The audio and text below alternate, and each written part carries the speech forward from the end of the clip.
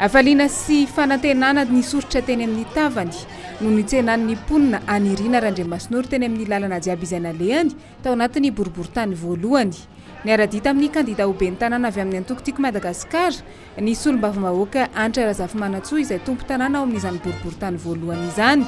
Nanentana ny mponina hifidy ny kandida natolotry ny antokotiko Madagasikara. Ny afatra avamiko moa zany amin'ny retoraka ty fividianana ben'ny tanàna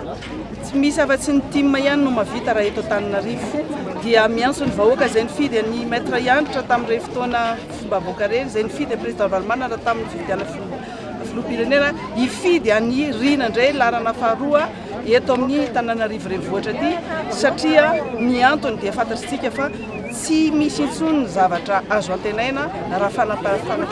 fampanantenana pokaty no zavatra ampanantenana tsy azo ampanofisina intsony ny olona rehefa tonga saina ianareo marobe no mitaraina aminay hoe natsiaro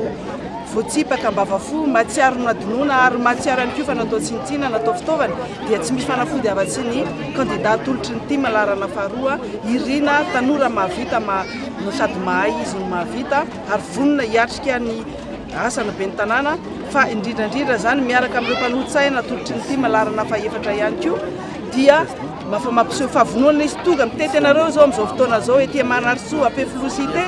efa hita daholo ny olona rehetra izay tonga manaraka amin'izao fotoana zao mametraka ny fanantenana tanteraka amin'ny Irina larana faharoa kandidan'ny team mazava. Mazava ny tenin'ny kandida Rina tsy ampanonofiny tsy takatra fa hanampy ny malagasy mba hampitombo ny fananany. Fa za kosa tena mampimetoka ny vahoaka izay lalovako tety hoe tsy fotoana ny nofinofitsony zao zavatra azo tanterahana tsara ny programanasako ary tsy fampanantenana pokaty.